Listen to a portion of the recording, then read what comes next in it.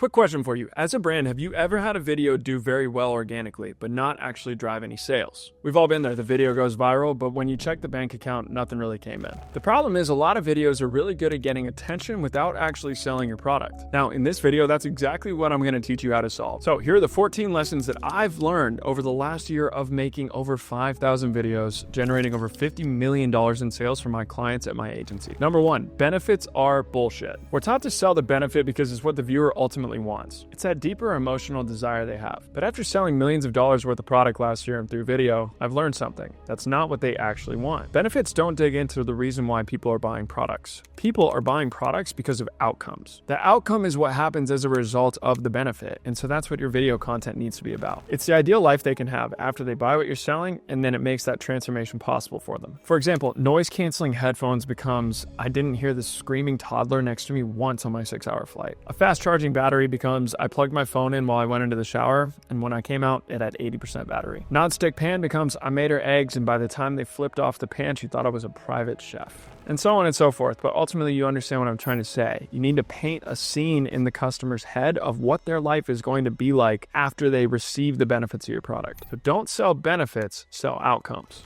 Now, if you have any examples of how to sell the outcome and you think are better than mine, please leave them in the comments below so we can all take a look. Number two, the only skill that matters is storytelling. Look, as more and more content gets put out there and more stuff starts to look the same, storytelling is ultimately going to be the skill that gets you ahead of others. If you understand the three core components of a story, which are the setup, the conflict, and the resolution, then you'll be able to make any sort of video pop with storytelling. I'll walk you through how me and my agency tell 45-second stories in just a moment, but first, let's get into number three. Nobody cares about your story. This is the first assumption you should make whenever you're pitching an idea or thinking about writing a script. Why would anyone give a shit about this? Inherently, people are very selfish and they don't want to watch content that's not going to provide some sort of value to them. They really only want one of three things: to be entertained, educated, or inspired, which makes sense. You're competing against all these other things that are doing exactly that for them. Hustle content makes them inspired, makes them want to work harder. Cat videos make them laugh, and education makes them feel like they're learning something while doing a very bad habit, which is scrolling. So ultimately, look at your videos through that lens. An average Get Ready With Me should not be focused on entertainment, for example. I don't think it's very entertaining necessarily, unless people are going to hate on that person. It should be more inspirational. It should be aspirational. Get Ready With Me as I attempt to go train for my half marathon in 3 weeks or something like that. But ultimately, you can't make these videos about you and especially about your product. Number four, telling the right story makes price irrelevant. If you want to raise your prices, telling a good story is one of the best ways to do it. For example, most people wouldn't pay more than a couple of bucks for a pack of chewing gum, but this brand Underbrush Gum is able to sell them for $18 a pack because of their storytelling abilities. Now, why do these stories allow them to charge more? It's because they're establishing the value in their supply chain and their manufacturing process. Taking customers behind the scenes and showing that the ingredients are expensive, that there's a labor of love that goes into making your product, allows them to understand you're not just marking it up times 1,000,000%. You're charging a fair rate because there was actual effort gone into this rather than being flooded with Chinese goods from Temu or Shein. When you look back at Underbrush's original videos, which are talking about his process of sourcing tree sap, which is one of the most expensive ingredients in the world, you understand that Big Gum doesn't source tree sap because of that expensiveness. It gives you this idea that you're buying an artisanal product. And I think that's what is in demand right now. And by telling that story, it's the only way he can get that across. It wouldn't hit the same if it was just a one-liner on his website. As a result, these guys went from doing nothing. They were a zero brand to doing over $2 million a month right now on TikTok Shop, all through people just remaking the same video that Nathan, the founder, made originally. He put out a proven framework for a story, and now all these other affiliate creators are just ripping it and doing the same thing with the same voiceover with different voice. Value, credibility, and desire are built through storytelling, and those are exactly what you need to charge higher prices. Number five, every story that sells can follow a simple framework. It's 9 simple steps, and I actually use these 9 steps as my starting place for every single video we make for our clients. All right, stay with me. So it's hook, problem, failed solution, product reveal,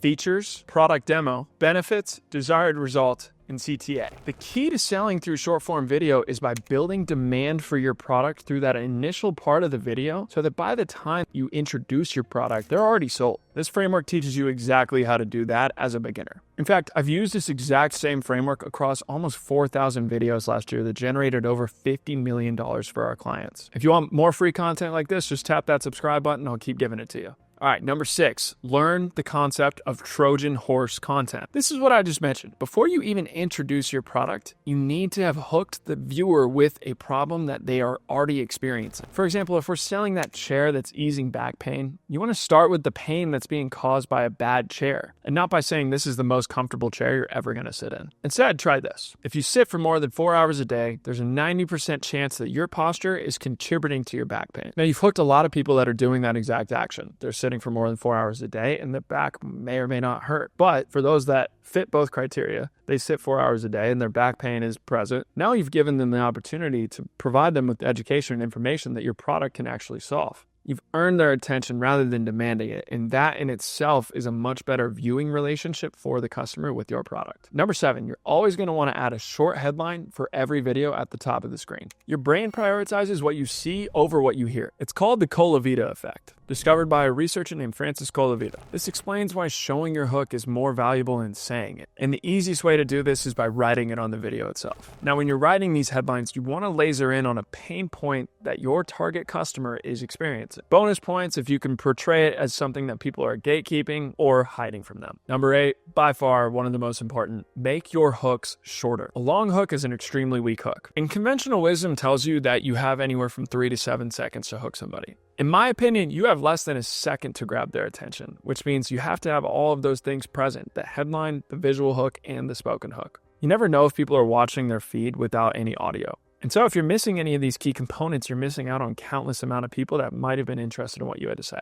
But a healthy exercise here, even more so, is to condense your hooks as much as possible. If it lasts you any longer than 2 seconds, I think it might be too long because ultimately you're saying too much. Constraint forces clarity at the end of the day, and that's what you need to focus on. Number 9, make videos that look like they belong on the feed. The days of a heavily produced video are long gone. These days, people just want to see shot on iPhone content or things that look almost voyeuristic, as if they're peering through someone else's life. Now, I don't know why that is. I've got a lot of theories on the psychology of it, but what I can tell you is these are outperforming HD produced hi-fi content by like 3x. Number 10, turn one idea into many. Everyone feels extremely constrained with content ideas. Filling up a content calendar seems very daunting at first. But what I'm here to tell you is it's actually not, and you can do this by just repurposing the same idea or the same concept across multiple different formats. So think about it like this. Well, I'll use an example from one of our brands, Kettle and Fire. We wanted to laser in on the concept that once you stop eating heavily processed food, then you feel like you're not addicted to something anymore. Now, the way that we initially did this is we did a visual hook of the text on the screen with a board of carrots or a bunch of vegetables or something like that. Once that video worked, it gave us signal that we had an idea that people liked. So now we're going to recreate that same concept, that same idea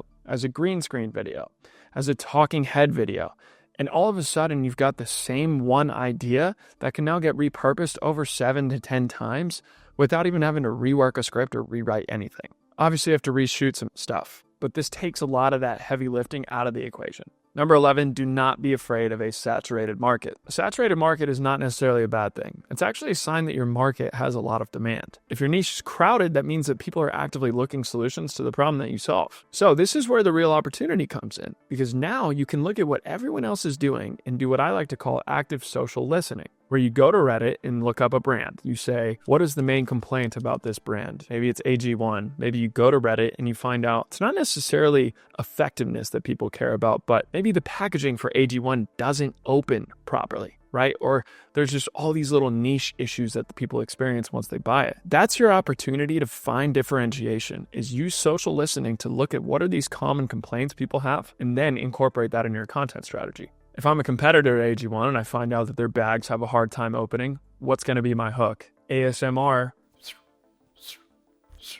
opening that competitor product. Again, this is an opportunity to show you guys ideas are everywhere. You just have to know where to look. Which brings me to my next point. Number 12, pattern recognition is everything. When I first started, I was not very good at making videos at all. There's actually some really cringed crypto TikToks that I made in 2022. Bonus points to anyone that can find them. And you'll notice I was terrible at this. I didn't understand how to make a good hook, how to bring energy to the video, because initially it's kind of a weird feeling. However, once you start to see patterns across videos, you realize there are a lot of non-negotiables in content. And this is the most important skill, I think, and I try and teach my creators to make them more autonomous and not have to work with me, is something on your feed popped in there for a reason. So your job is to understand the patterns between multiple videos that are on your feed, multiple different styles, multiple different concepts or trends that people are talking about. When you break that down and understand why those are popping up, and then you can apply it to your brand, that's a really easy recipe for creating winning content. Number 13, hire organic content creators. Today's day and age, the grid is completely dead. Instagram just killed it. They made everything a rectangle. TikTok is back. They're not going anywhere. And this platform you're watching this video on is desperate to make shorts a thing. Ultimately, the future is going to short form video or carousels with a trending audio on it. And so when you're a brand looking to hire, I think the fundamental thing should be not necessarily a resume, but is this person actively creating content on their own? They almost have to have the eye for it, the desire to be a creator, to have the right skill set and learning mindset to make content that's going to work for you. And the last tip, number 14, this is all a volume game. If you're a brand and you're expecting to grow your social presence with under 10 videos a month, under 15 posts, posting every other day, you have no chance. Every single day is an at-bat, and every single day is an opportunity for your video to go viral and sell your product. However, most people don't look at it this way. Most people worry about oversaturating their fans or posting too much and their audience seeing it. The fact of the matter is, all of these algorithms are actually engineered to show most of your stuff to non-followers. That's who it goes out to first. And so every single day you have an opportunity to reach people that don't know who you are. Why would you not take that? And why would you not take as many opportunities as you can to reach those folks? I highly, highly suggest putting out at least 30 pieces of content a month if you're a brand that's looking to actually grow in 2025. All right, that's a wrap. I hope this video is super valuable to you if you're a brand owner, a marketer at a brand already that's in market, selling, doing well. And I just want to reiterate, a lot of our clients are paying us a lot of money, over 6 figures a year to do this for them.